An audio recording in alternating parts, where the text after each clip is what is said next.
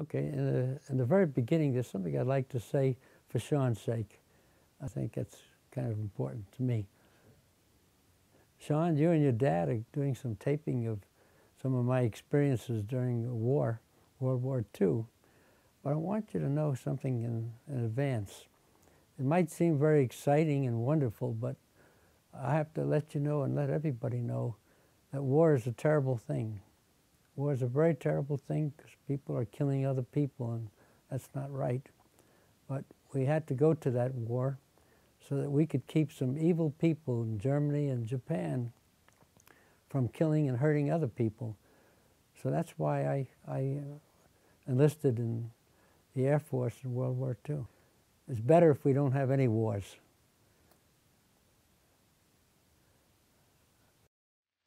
My name is Arenowitz.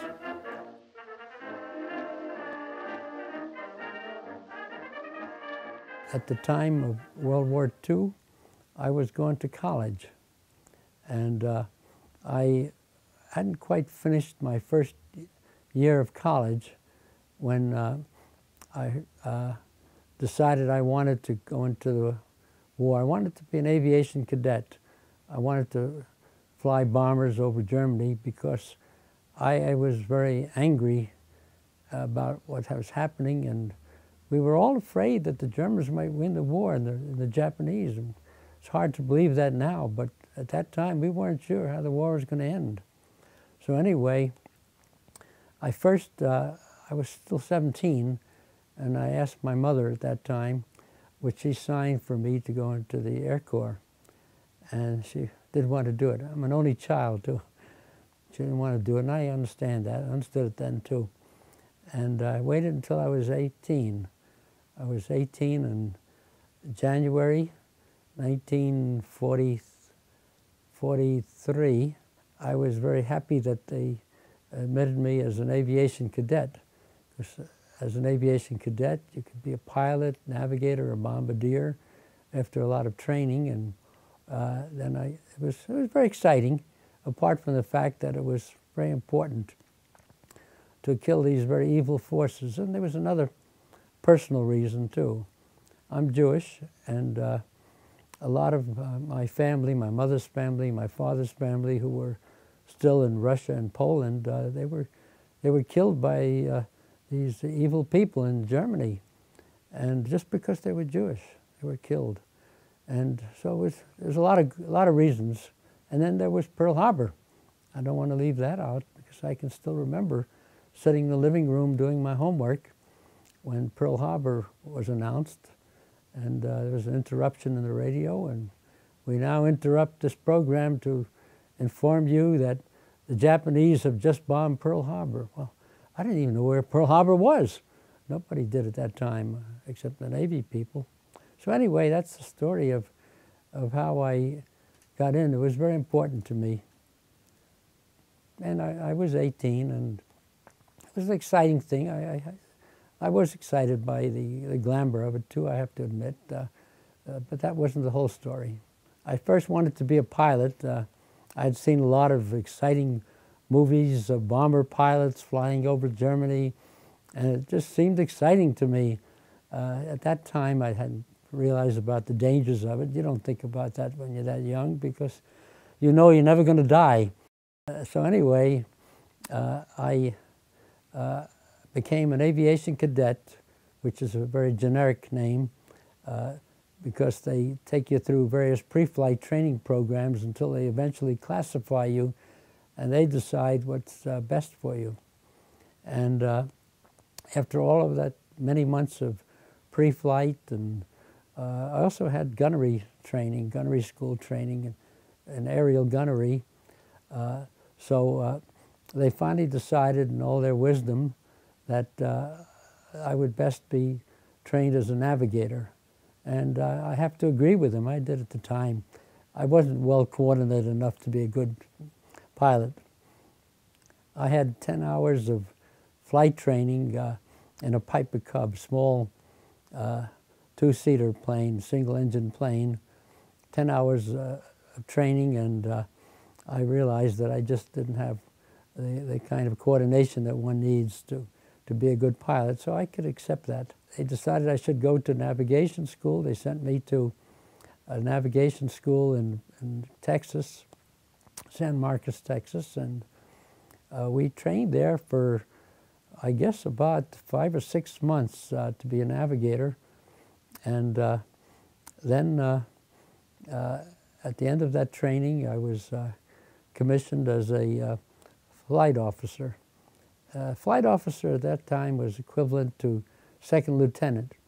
But it's very interesting that the Congress only could allow so many second lieutenants, and because this was the heart of World War II, they exceeded their quota of second lieutenants. So they created an officer position called flight officer. It had all the privileges and uniforms and so forth, except that it had different insignia. When I was a kid living in Virginia with my parents, I desperately as a teenager, I wanted to go to college. It was very important to me, and I knew my parents could not afford to send me to college. This was the time of the Depression, and most people didn't have much money. So I made a proposition to my mother. I asked her, how would you feel if it was possible for me to go live with an uncle and aunt in New York City? There'd have to be school teachers, but the reason for that was if I could go through high school, 2 years of high school, and that living with my uncle and aunt, again, I was about 15, that I would be eligible for City College in New York, which had no tuition. I'd live with my uncle and aunt, and so my mother reluctantly agreed, father agreed, and I went off and spent that about 2.5, 3 years living with my uncle and aunt, and summers I'd come home. The ironic thing about it is that I did get to be accepted to City College. I started City College in New York, which is now City University of New York. And then before the year was up, I enlisted in the Army Air Corps, because that, to me, was more important at that time. So I actually was not living with my mother and father when I went off. What they did was when I enlisted, they sent me to, well, they had me meet a group of Air Force people, Army Air Force people at Penn Station in New York, and they took me on they put me on a Pullman train with about a dozen more guys like myself, all pre-aviation cadets, and we had a 2-day Pullman ride to Keesler Field in Biloxi, Mississippi.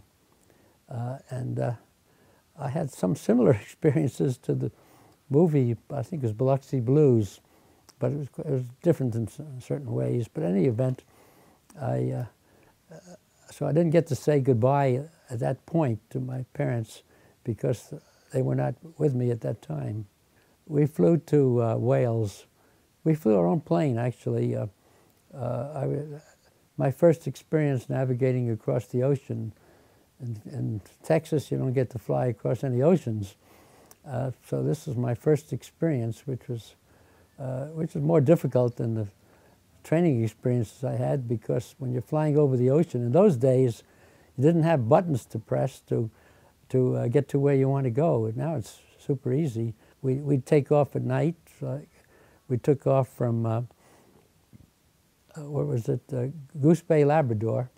We went from Lincoln, Nebraska to eventually to Goose Bay, Labrador, and we stayed overnight. Before dawn, we had to take off, just the 10 of us in our B-17 airplane. We were ferrying this plane across the ocean. And you do this plane by plane. You don't go in a group. So you had to do your own navigation. So this was quite an experience for me. And I had since I started off at night, the only means of navigation that I had was celestial navigation. I had to use my sextant to look up at the stars and get my position on a map and find my way that way until it got daylight. But even then, there weren't any good landmarks because all you had was wide open ocean. And we first flew to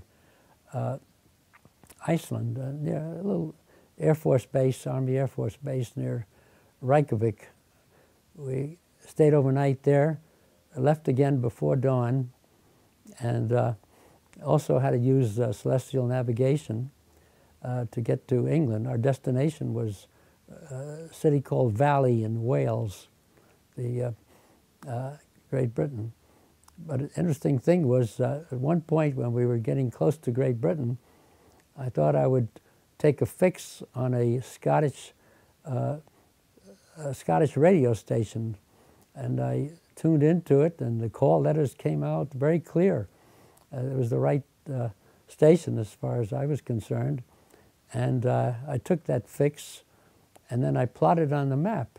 When I plotted on the map, I realized that if I follow that fix, I would wind up in German-occupied Norway. So what must have happened is the Germans were sending a radio signal on that same frequency from Norway, and this way they wanted to lure B-17s over, so it would be good for them, and it would also allow them to capture 10 men who would be flying a bomber plane over them. So anyway, I discarded that fix because obviously it was not clear. The first time I flew, navigated a plane across the ocean, the Atlantic Ocean, was when I was the navigator, and that was it. I'd never had any experience of training otherwise. We finally got to Valley, Wales. We flew into a Royal Air Force fighter station. We landed the plane there, and of course we didn't saw that plane again. At that particular time, we had to fly 35 bombing missions over Germany, and at the end of the 35, we were finished with our allotted missions, and then we could get to go home, and so at least spend a little time at home. Originally, it was only 25 bombing missions over Germany. And then that was when the fighter planes were very heavy. The German fighter planes were pretty strong and heavy and large in number. And they took down a lot of our airplanes, so there's less chance of having a successful completion of your tour. You're going to be shot down probably before your tour ended. So they figured it was safe to make it only 25 missions. But by the time I got there, the German Air Force was pretty weak, and they didn't send as many fighter planes, so we had a little better chance of getting out alive, or not getting shot down, except that at that point when I was flying, their radar was very, very accurate. That's what got our plane shot down, was the radar. Radar and the anti-aircraft guns. Okay, actually, it was the 30th mission, and it was a beautiful morning in March the 23rd, 1945, a day I'll never forget. We had our nice breakfast of powdered eggs and whatnot, which for those days was pretty good. And it was not supposed to be a heavily defended target. We thought that was going to be an easy target, but we had no choice. You got to fly where they assign you. And we were briefed on that and told that the defenses are light. Anyway, we wound up flying over to the target. It was a town near the Rhine River, and that was close to the end of the war, not too far. We didn't know when the war was going to end. Nobody knew, of course. But we were told we were going to be bombing a marshalling yard, which is where the German freight trains would get together, and it was very important to disrupt the train lines over Germany so that they wouldn't be able to move their equipment and men as well. Anyway, we flew without any problems and hit the target, and then just a minute or less after we hit the target, we dropped our bombs, and there were 36 of us, 36 planes, 36 B-17s that flew. We we had a special path to take to get back home to England, to our base. And we made the appropriate turns in our airplanes to get us to go back to England. And within a matter of less than a minute, probably, we noted that our number 2 engine was on fire. And the pilot tried to get to extinguish the flame. There's a built-in fire extinguisher on every engine. It didn't, but this didn't work. About a month before that, we had a similar incident where we were flying deep into Germany, and we also had a number 2 engine. It's not the same plane. The number 2 engine was on fire, but the pilot was able to extinguish the flame at that time, and but we had to make an emergency landing in Belgium. This particular time, the pilot could not extinguish the flame, and I can still remember to this day the pilot's announcement, "Abandon ship." And we all immediately, we had instructions, we knew what we had to do. We had never had training in coming out of a plane in a parachute. There was no training. We had wonderful films about what to do, and I had to remember them very carefully. I knew exactly what I had to do. And the first thing I had to do, of course, was to make sure that I had all the things that attached me to the plane off of me. And that meant, like, we had a throat mic at that time, which we'd used for radio communications within the plane. And we had a gas mask, and we had an attachment to the plane with that. We had a radio attachment. We had our flak helmets, very heavy helmets, so we had to take off.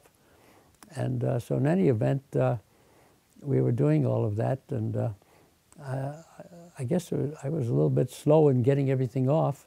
The last thing you take off, by the way, was your oxygen mask, because at that point we were at 22,000 feet. And 22,000 feet, if you don't have oxygen for a minute or so, you lose consciousness. So I was careful to be sure that was the last thing I took off when I was literally ready to make the jump. And in any event, we had we called it escape hatch out near the navigator's compartment. And I made my jump. What we were taught to do was to dive down as if you're diving in a swimming pool, straight head first. You dive out and you don't pull your parachute open yet.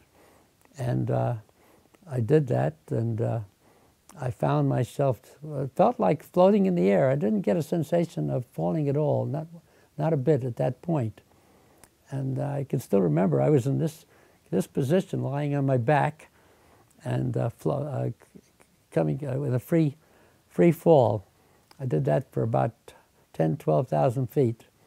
And show me the position again. This way on my back, like this, with my legs a little elevated, and I could see all the planes of my group in front of me, and I could see my plane on fire.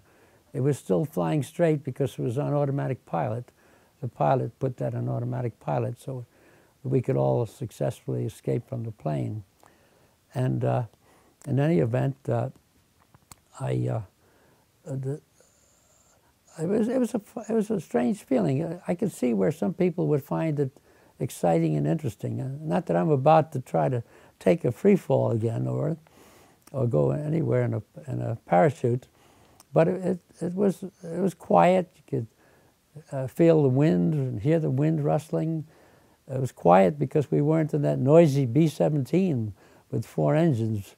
Those planes were very noisy those days. And in any event, I had a pretty good sense of altitude at that time because as a navigator, I had to keep a record about every 15 minutes on a log, written record of what altitude we were at, what position we were at, and so on and so forth.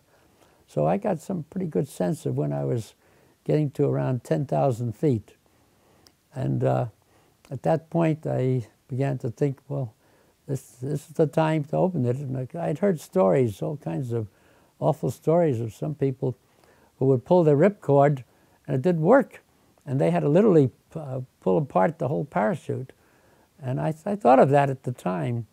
So I pulled my ripcord, and the parachute opened, fortunately, immediately. And the next thing I knew, I felt jolted. It was, I guess, a momentary lack of consciousness, because you're losing altitude so quickly, suddenly, when the parachute is open. But then I found myself holding on to the shroud lines of the parachute. And at that point, it felt like I was coming down much faster than it was when I was in the free fall. And I looked around me, and I could see some other men in parachutes, my crew. I think we were the only plane that got shot down in our group that particular mission. We were maybe about 40, 50 miles into Germany already. And another thing I noticed, as I was coming down in my parachute, I felt something wet over my left eye on my head. So I put my hand on it, and it was blood. I don't remember getting shot, but I guess I must have gotten a slight flak wound at the time that the plane got shot down. That was also very close to the proximity of that #2 engine. So I probably got a little hit there. I began to think about it. We all had 45 caliber handguns in our holster that we carried with us. As I thought about it, and I had some training in how to use a .45 gun, and you have to be extremely close to somebody to be accurate in that. And as I began to think about it, it occurred to me, you know, this gun isn't going to help me any, and if anything, it might provoke the Germans, if they caught me, into doing something they might not have done otherwise. So on that basis, I slipped the .45 out of the holster and let it drop to the ground. I think it turned out to be a good move. I don't know what would happen if I had it, but who wants to take the chance?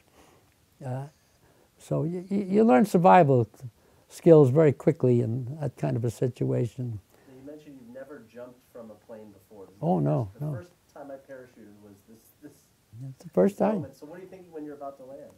Well, as I looked around me, Do me a favor. Tell me again when you tell the story. This is the first time I've ever parachuted in my life, and now I'm about to land.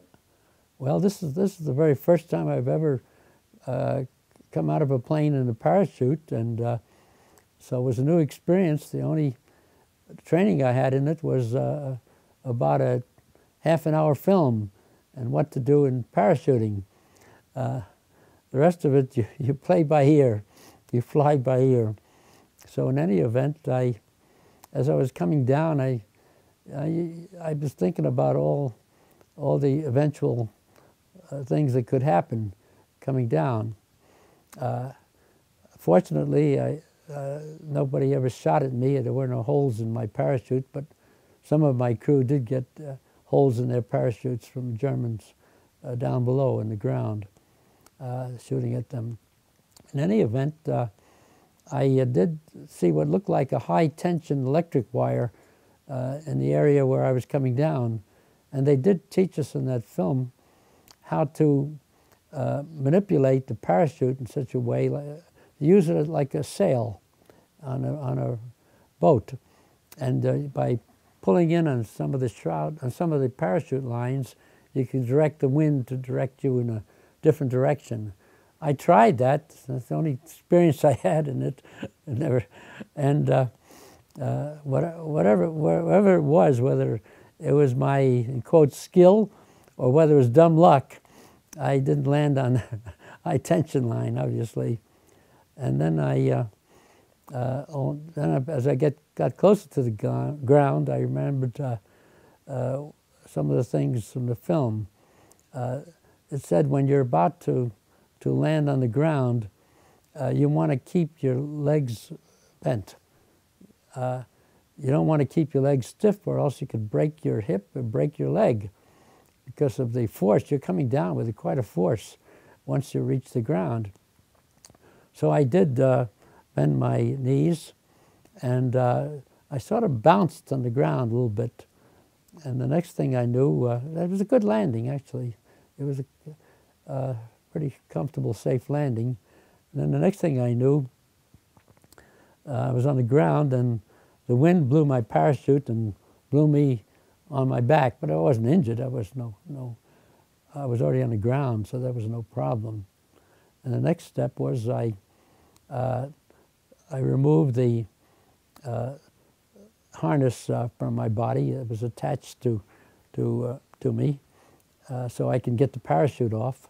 I got the parachute off, and I also remembered the instructions were to take your parachute, fold it up, or bundle it up, and put it behind a tree, hide it behind a tree, and then see if you can make your way and evade the Germans. So as I started to do that, I heard a voice behind me calling out, "Hände hoch, Hände hoch," means in German, hands up. I didn't have to know German to know that, but it happens that I knew German too. The reason was because I grew up in a bilingual family. My family, who were Jewish, spoke half the time in Yiddish, which is a lot like German, and half the other half in English. So I could understand a lot of German. I never let on to that with the Germans, though. I thought it was to my advantage to be able to understand what they were saying, and rather than to let them know. So anyway, I heard them calling out, "Hands up," and I turned around, and there were two older German soldiers. They were like the home guard, and they were both pointing rifles at me, not that far from me. And one of them was also holding the leash of a German Shepherd dog. So I figured if the bullets didn't get me, the dog would get me. So of course I had no choice, so I raised my hands up and came up to them as they beckoned for me to do. And in a very short order, they had phoned in, and they got two Luftwaffe Air Force, German Air Force men coming over in motorcycles to get me. There was an anti-aircraft base not too far from where I got shot down. And they came over, and one of them put me in the sidecar of his motorcycle, and the other one went along on his motorcycle, and they took us away to an anti-aircraft battery. And it was scary, of course, very, very scary. And we got in the middle of a meadow, and all of a sudden they stopped their motorcycles, and I could understand them saying in German, "Is this the place?"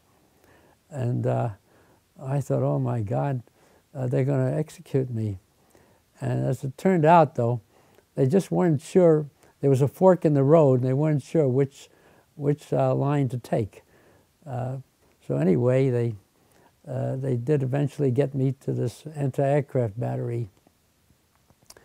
And as soon as we got there, the German soldier who was driving me insisted for me to get up. I was carrying my parachute. He wanted me to carry my parachute. I was carrying my parachute, and apparently I wasn't walking fast enough to the anti-aircraft battery, and he said, "Schnell, schnell, mach schnell, fast, fast." And that wasn't fast enough for him as I was going, and he gave me some hard kicks in the rear end. The Germans are very angry kicks. I mean, you know, they weren't just token kicks. And the Germans at that time were especially angry at Air Force people because they were being bombed day and night. So anyway, I got into the anti-aircraft battery, and one of the gunners there looked at me and smiled and told me that he had just shot me down. And it's quite possible. It's quite possible this was the guy who shot me down. How many minutes between getting shot and you now sitting in front of this guy that said he shut you down? Like how many hours, minutes, what time frame was it? Oh, it's kind of hard to evaluate. But I would say, oh, I'd say about 15 to 20 minutes. So this is happening really fast for you. Oh yeah, Like yeah. It's like you land, they're there, they pick you up, they drive you, and the guy says, "I just shut you down 20 minutes ago." Yeah, just like that. Yeah, I was interrogated by a very an English, a German soldier who spoke pretty good English, and he first offered me a cigarette. I smoked. Everybody smoked in those days, and I preferred not to accept his offer. I felt that I didn't want to be indebted to him for anything, and thanked him for it, but didn't accept it. And then he began asking me questions one after another. What is your name? I told him my name, rank, and serial number. I told him that's something that we're allowed to say. Name, rank, and serial, nothing else. Then he said, what was your target? And I said, well, according to the Geneva Convention for Prisoners of War, all I have to tell you is my name, rank, and serial number. And his response was, but you're obligated to say. And I repeated the same thing all over again. Then he asked me, where is your base? And I told him the same thing. And I can only tell you my name, rank, and serial number. And we went through the same business, but you're obligated to. And this went on for a number of times. And eventually he gave up, and fortunately he didn't try anything physical with me. After we left the anti-aircraft battery, they put us on there was some other airmen too who were captured. They put us on an open truck. And on this open truck, we were taken eventually to a German fighter base. But on the way there, we passed through a town that was still smoking from bombs. Those were the bombs we had dropped. It's a town called Hagen.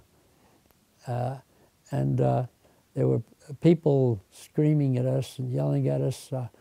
One particular guy could speak enough words in English that he could make himself understood, and he called us Murder Incorporated. That was a gang in New York at that time that was known as Murder Incorporated. Unfortunately, we had that reputation. And he said Luftgangster, means air gangster. And he said some other things. He says Schweinhund. That's the German term of anger, a very terrible term. Literally, it means a pig dog, but the way the Germans say it, it's pretty horrible. And then he said some other things that I wouldn't want to speak of in mixed company. He knew enough English to know some of the dirty words too. But anyway, they eventually got us to this camp near Dortmund. I was scared because they wanted to kill us. They were very angry. We had just bombed them, and so they were real angry. So they eventually got us to a German fighter plane base, and they put us in cells that they used for disciplinary barracks for their own troops. They used to use it for that. Now they're using it for prisoners.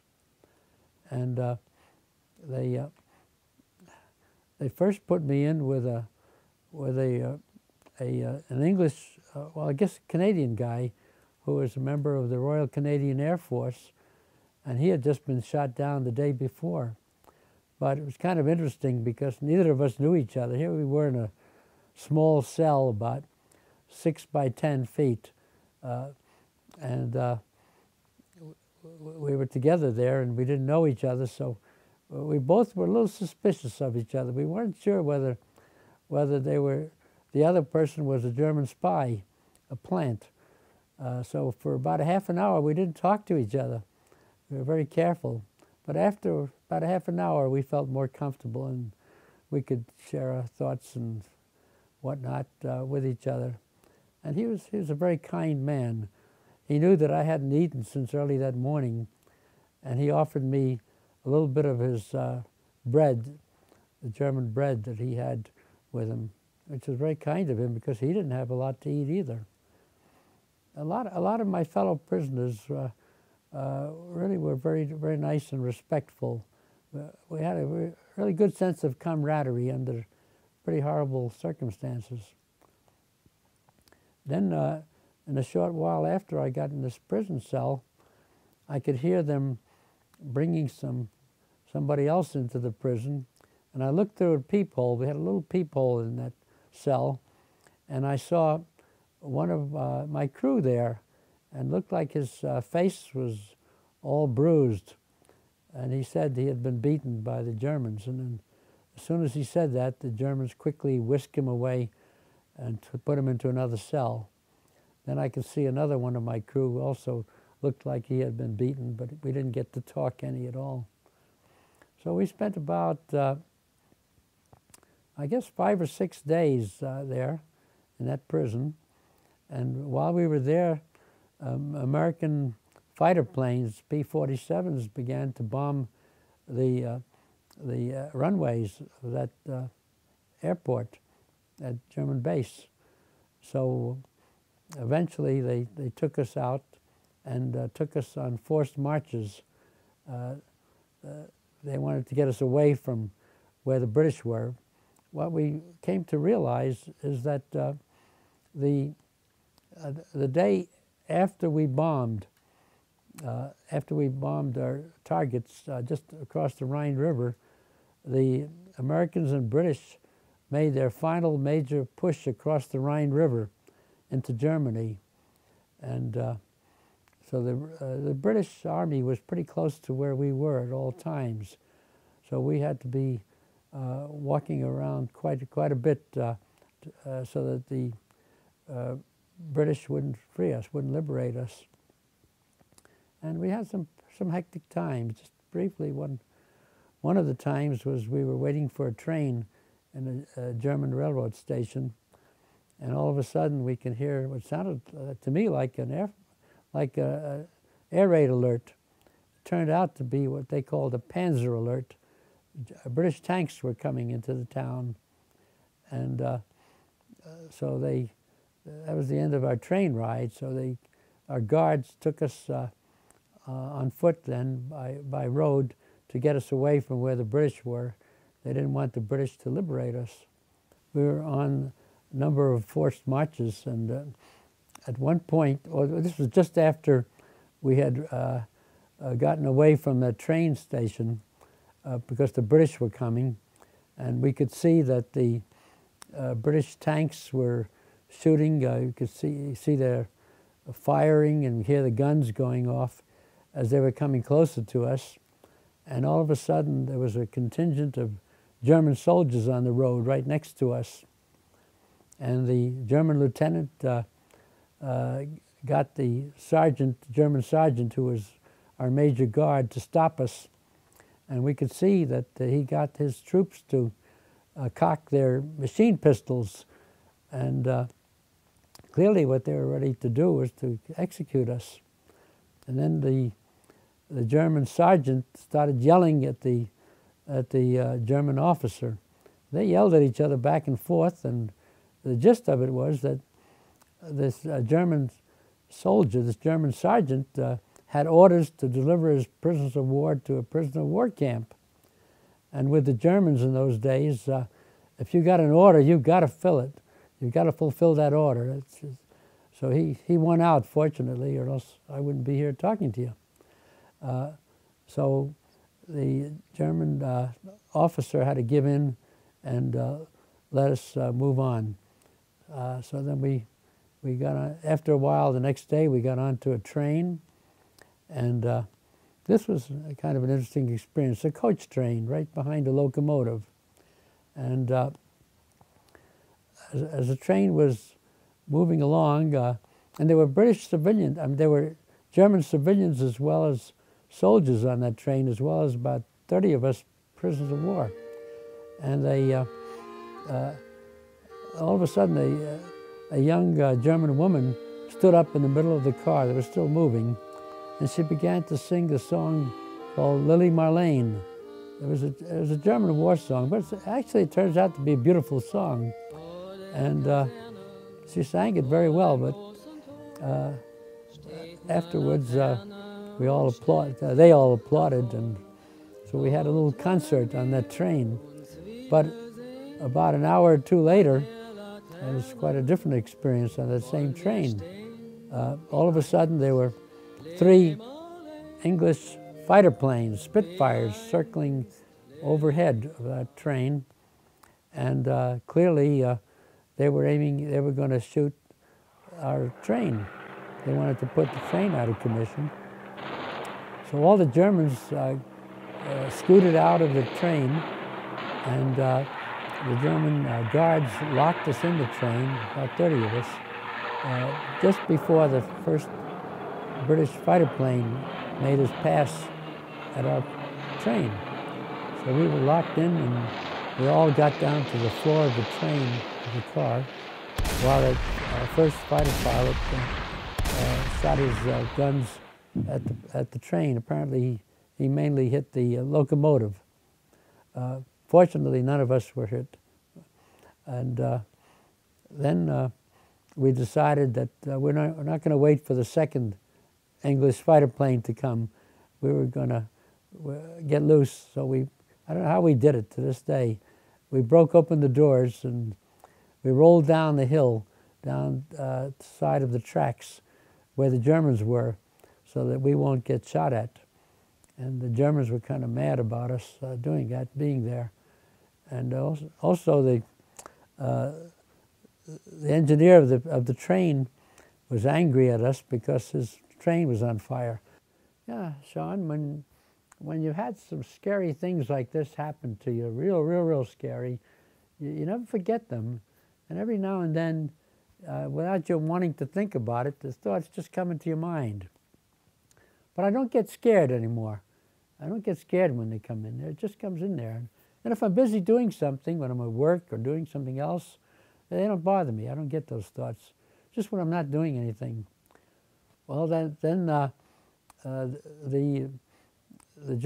of the German guards saw that we were in danger because the engineer of the plane was trying to get the German people there to kill us. So he quickly moved us away. So we moved on and went on foot. And how many of you were there? About 30 of us, different nationalities, mostly Americans and British and Canadians.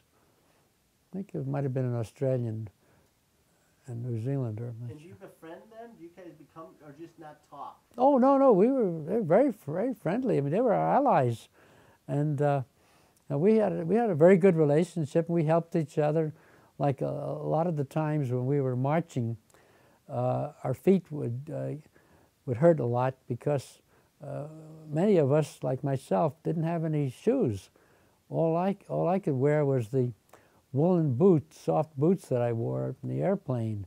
It's okay when you're in the airplane and it's cold up there. It's below 0 there. But when you have to walk on them, you have no soles, no supports. So a lot of us had real soft feet.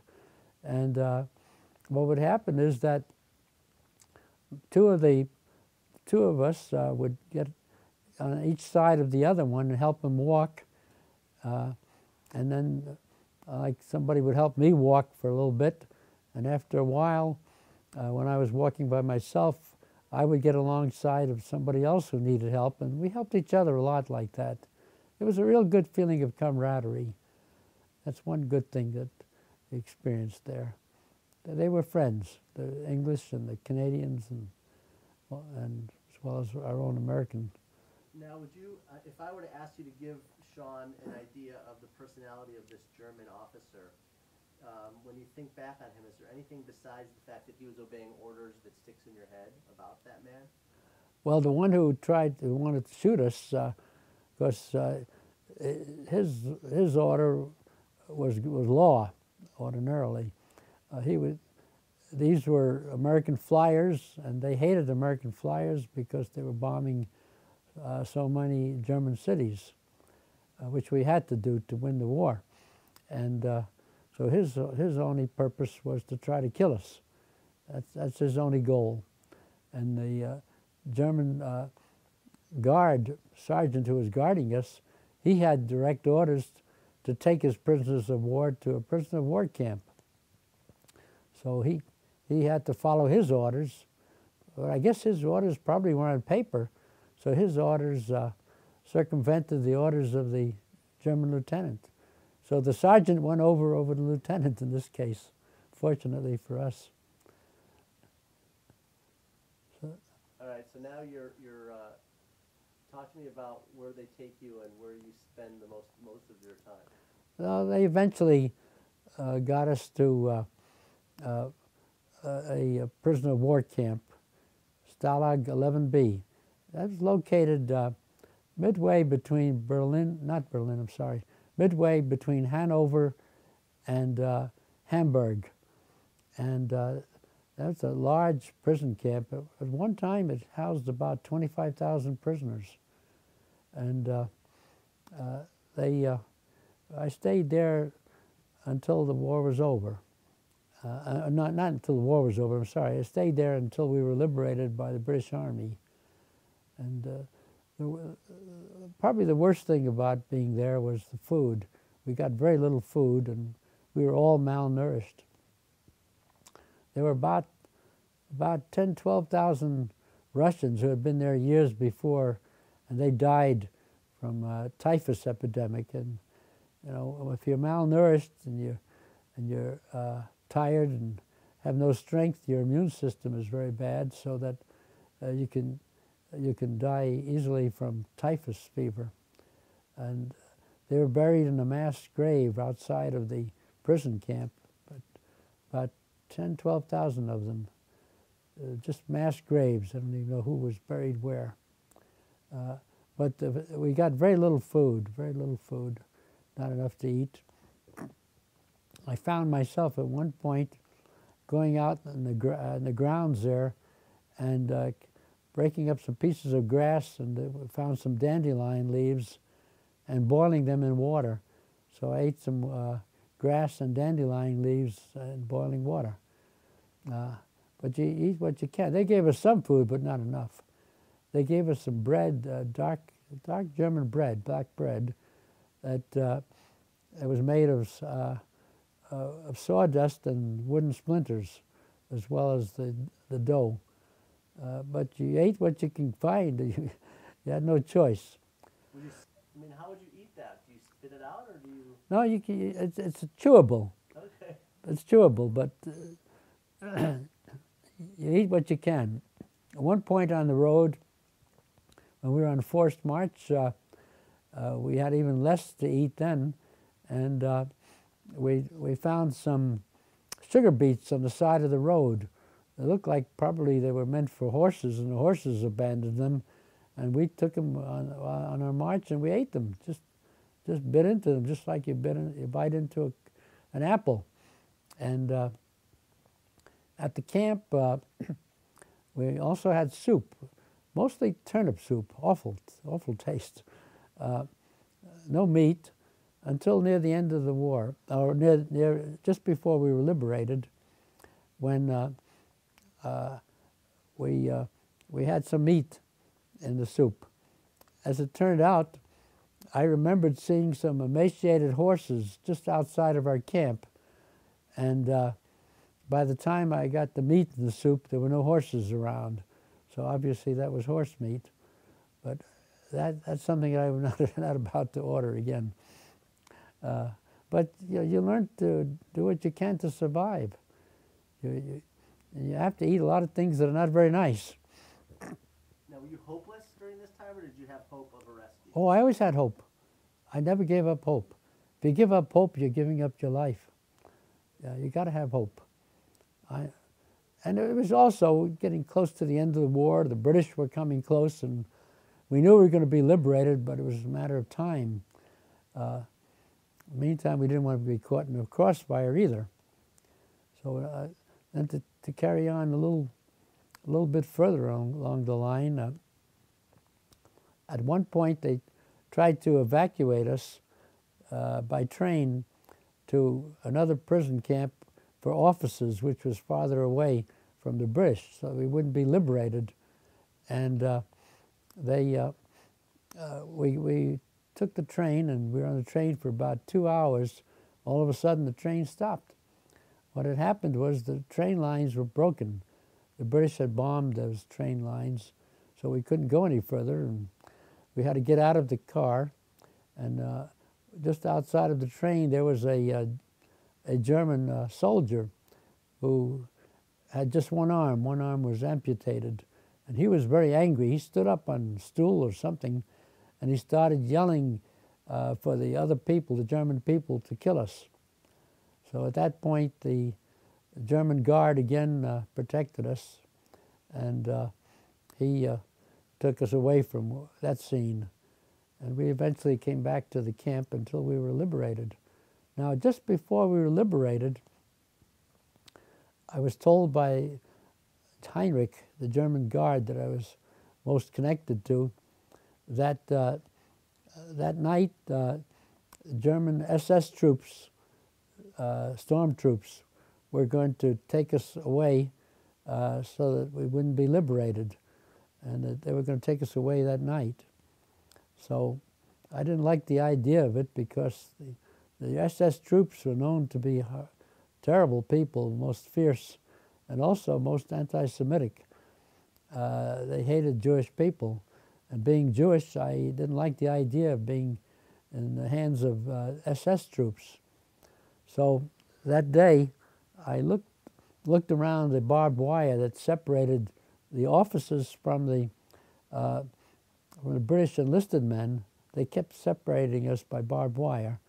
And I found a hole in the barbed wire. And I looked around, and I didn't see any German guards around, so I snuck through the hole, and immediately was befriended by the British enlisted men. They were very nice. They immediately offered me clothes. And they found me clothes that fit me very well, actually, and they gave me the name, rank, and serial number of a former British prisoner of war. So I stayed the night with them, and then the next morning, about 8 o'clock in the morning, I could see British tanks, English tanks, surrounding the camp. And there were British soldiers with their bayonets fixed just behind the tanks. And the Germans surrendered right away. They had no chance of succeeding against that force. And that's when we were liberated.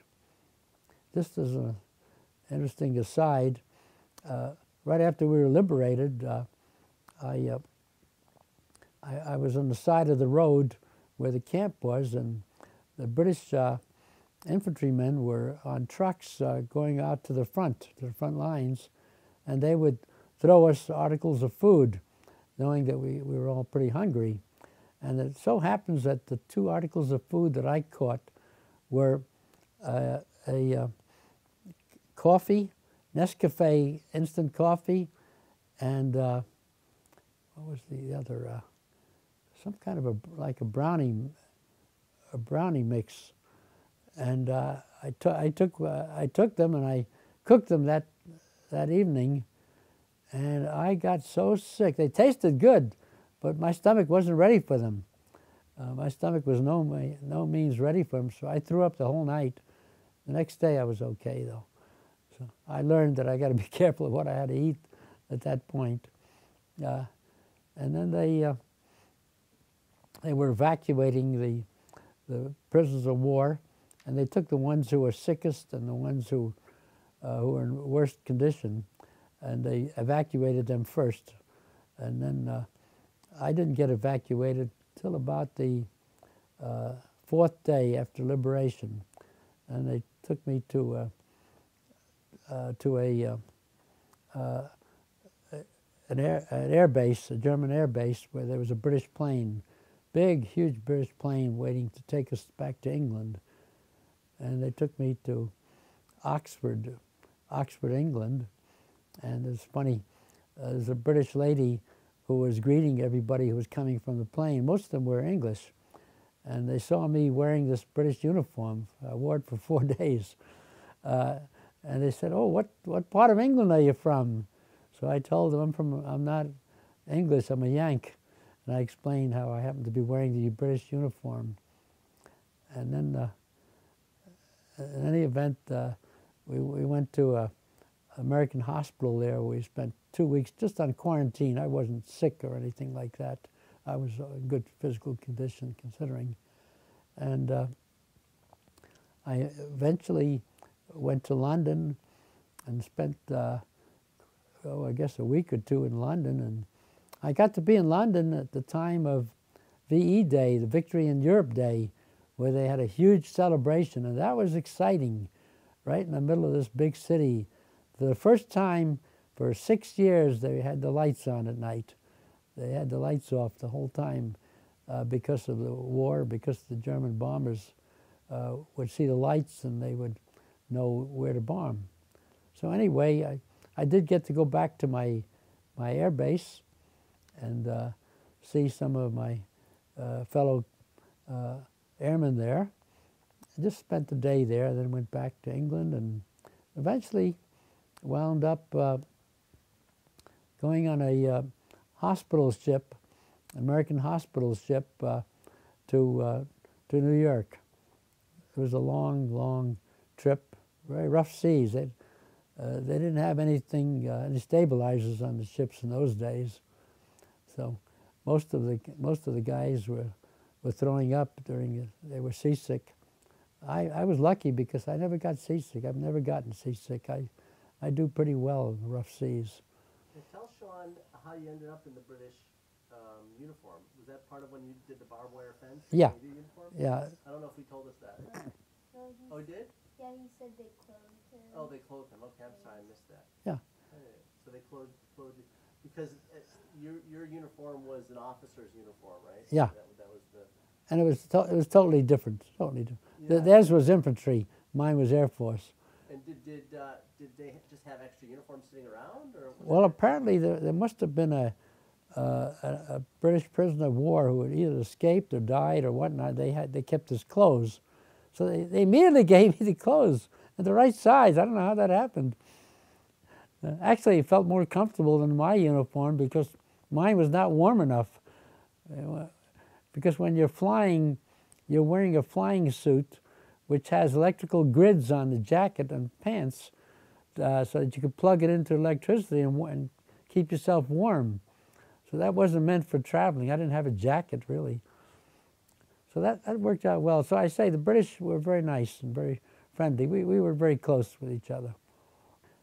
There were 10 of us. Each B-17 bomber had 10 men on it. The pilot, the co-pilot, the navigator, the bombardier, the engineer, the tail gunner, and radio operator, and 2 waist gunners. In any event, we all got out of the plane okay, except, I guess, a matter of hours after the pilot, Don Dennis, got out. He landed on the ground. He was captured by German civilians, and we got the report from his mother, who got the report from the War Department, that he was literally beaten to death by German civilians. I was very, very lucky. It was just a matter of seconds. It could have been me. If I had jumped at the time he had jumped, it could have been me. It's amazing, you know. You almost get a spiritual feeling, having almost been killed so many times, that it gives you a different outlook in life that you might not have otherwise. There's also the co-pilot, who's Gordon Ash, who's still alive. In fact, I was just talking to him on the phone on Monday. He lives in Georgia, and we were talking. We talked about old times, about when we repeat the same things a lot. Well, we jumped from the plane and so on. And I've seen a couple of others at reunions of my Air Force group. I don't know who else is alive except Gordon Ash, my co-pilot. neither of us has any recent contact with any of the others, so I don't know. We may be the only ones alive, I don't know. But we're lucky. We both recognize that we were very lucky. So in any event, this was my story. I wrote a little story about it that I called Al's Adventures in Deutschland. Deutschland is the German word for Germany. My adventures in Germany. And oh, I didn't say this. About maybe 15 years ago, my wife and I made a trip to Germany. I had wanted to do this very badly, to go back to where I had been imprisoned. So we planned a trip and flew to Dusseldorf, which was the nearest place to where I'd been shot down, and rented a car there. And I had to drive on the freeway.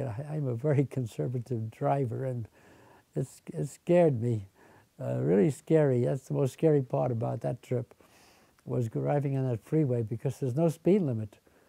And they say they don't have many accidents, but when they have an accident, it's a fierce one, and nobody comes out of it alive usually, because they go so fast. But anyway, we eventually got back to some of the places I'd seen, like the place near where I'd bombed, and also we wound up in the site of what used to be the prison camp. And there was a convenience store in that town called Fallingbostel, and I went into that store. I had prepared a speech in German. I'd learned college German since then. And I went up to the guy at the convenience store and asked him where was the prisoner of war camp. And he said in perfect English, oh, you mean Stalag 11B? And he was interested in me. And he showed me a ledger that he had with the names of other ex-prisoners of war who had come back after the war. And he asked me if I knew any of those people, and I didn't know any of the people. But anyway, I was interested in going back to the site of the prison camp, and there happened to be another man who spoke excellent English. And he said, if you'd like, I can drive ahead of you and lead you to where the Stalag 11B is. So I took him up on it, and we got to talk after a while. It's interesting. His father had been a prisoner of war in that camp. He was captured in Poland early in the war. But the interesting thing, it blows my mind, I still can't understand it, is when the war was over, he decided to live in that same place where the prisoner of war camp was. And he raised a family, and I was talking to his son. But anyway, he took me to a cemetery. That was the only thing left of the prisoner of war camp. There was no more prisoner of war camp. There was a low-cost housing unit where the camp had been. And we could see where the 12,000 Russian prisoners had been buried. They had died there, typhus. And we also saw something that I didn't know during the war, and that there had been some adjacent to ours, there had been some civilian concentration camps, and there were burial markers of women and children who had died during the concentration camp time there. So I learned something new there. While we were there, my wife and I, this man who had escorted us there said he thought that the mayor of the town where the prison camp had been he thought he would like to talk to me. And would I be interested in talking to him? I said, fine. So it happened to be on a Sunday. So he said, I'll go talk to the mayor. And he did. He came back and said, the mayor would like to meet you in the city hall. So we went to the city hall and met the mayor, and we had a nice friendly exchange. He said he was writing a book about that prison camp, and to this day I wondered why he wanted to write a book about it. And I just guess that maybe his father had been a guard there, or maybe the commandant of the prisoner of war camp. I'll never know. But he wanted to know some of my experiences during the time, and he apologized for the bad treatment we had gotten there during the war. He knew about it. And he gave me the shield of the town. I have it somewhere. I don't know where it is. It was a friendly exchange. I mean, my feelings about the Germans after World War II is I do not feel comfortable going to Germany nowadays since World War II, especially if I see somebody who looks like they're at least as old as I am, because I wonder right away, what were they doing during the war? As far as the young people are concerned, I have no feelings of enmity at all. They were not even around at that time. In fact, I feel sorry for them because they have this heritage that was left by their parents and their grandparents of what they did to so many people, how they killed people. So I have no bad feelings towards German people who are younger than me, no. But this was an interesting experience to me. I think I just had to have that experience. Semi-closure experience, but not totally. Not totally. You never have closure in that kind of experience. War is hell, and war should not be fought unless it's absolutely required to defend yourself. There's no glory to war. Nobody really wins a war. Everybody is the loser. A lot of people lose their lives change, and it costs a lot of money too, we're finding out. My feeling is very strong that we have to get our troops out of Iraq and out of Afghanistan. I don't see what purpose it serves. We're not helping anybody there, and we're not defending ourselves. We don't need to defend ourselves, and I think we've had enough of that, too much of it. I was never in favor of the Iraq War. That was bad. But anyway, it's too bad, but for all these thousands and thousands of years, people have had wars. We have never learned. I don't know what it's going to take to learn. In fact, I'm an advocate of our developing a new position, a nationwide position, Secretary of Peace. But I understand other people have spoken for it too, and nobody buys it. Maybe they don't buy it because you don't make any money out of it. You don't make money out of peace. You make money out of war because you buy and sell munitions and all sorts of things like that, but not from peace. But we got to learn. We've got to learn sometime or another. I don't know how we can learn. In fact, I even sent President Obama a piece that I wrote for my writing class. I sent him two things, really. One was I wrote a story about how excited I was and pleased I was that he was elected president, that we could have a African American as president. I grew up in the South where there was terrible discrimination, and to me this was very exciting. How could I ever believe this could happen? So I sent him that story, and also I sent him another story that I wrote about Memorial Day, how people don't really don't understand the meaning of Memorial Day.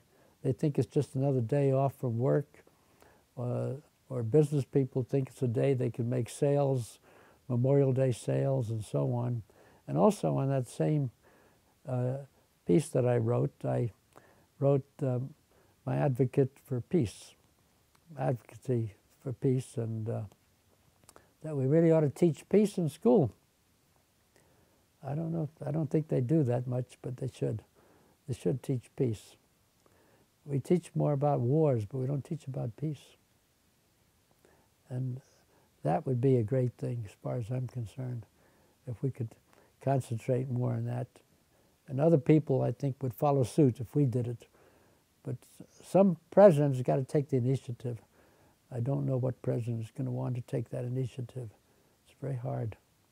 Well, anyway, in conclusion, I'm strongly opposed to wars unless absolutely in defense. I'm also opposed to capital punishment. I don't think people should kill other people unless it's in defense. I think life is too important and too valuable to waste on wars. I think we can do good things for each other. There's a lot of good things that can be done in the world. There's a lot of terrible things that go on. Besides wars, there's starvation. People need food. People are hungry all over the world. People are suffering from all sorts of illnesses. We can much better spend that money that we spend on wars or preparing for wars, on good things like that that can help other people. But unfortunately, we're not ready for that yet, I guess. I don't know. I don't know what it would take for the world to be ready to advocate for peace.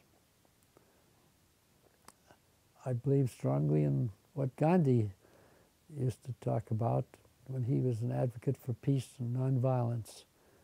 And you know Gandhi is, he was the head of the government of India, and he got India to be free from the English, but his way of doing it was not through fighting the English, but his way was through nonviolence. He would do things like he wouldn't want to buy English clothes, English-made clothes, and he'd get his people, his followers, to do that too. And he made his own clothes, Gandhi, because he didn't want to buy English clothes. So he had a lot of good ways of advocating for peace. Martin Luther King, he was a follower of Gandhi. He believed in it. He learned a lot from what Gandhi had done. And he was also, Martin Luther King was also an advocate for nonviolence. And I think that's the direction that we've got to go. But the world has got to do that. I don't know what it's going to take to do it, or when or if it'll ever happen. But I think it's important that everybody strive for that. So that's the lesson I have to Great. to Well, listen, offer. this is awesome. I really appreciate it. The one last thing, since we're rolling cameras, I don't know if you want to tell us a little bit about Betty, and just maybe even something that we can give your daughter and grandson, he didn't really kind of grow up knowing her. Like, is there anything you want to tell them specifically, or your grandson, about your wife and who she was to you and to him and to the family? Because all this talk about peace, I can't stop thinking about Betty. Yeah. Well, I'm glad you mentioned Betty, and she died 7 years ago, and we had been married for 50 years. She was a wonderful person. We had a good marriage, very good marriage. We got along very well, and we had two wonderful children, Dee Dee and also Fred. Unfortunately, Fred got very, very sick and he died. This was back in 1987. But anyway, as far as Betty and I were concerned, we did a lot of wonderful things together. We went on a lot of trips all over the world. We enjoyed a lot of our experiences together. It was great.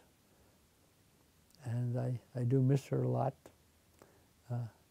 It's been 7 years now, but of course, I still think of her a lot. She was a great person. She was a great mother, too. She was a wonderful mother and grandmother of Sean.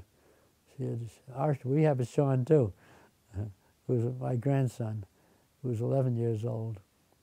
And she adored him. She really loved him, and he loved her. We have this little memento there. Dee Dee got it for us. I love Grandma, from Sean.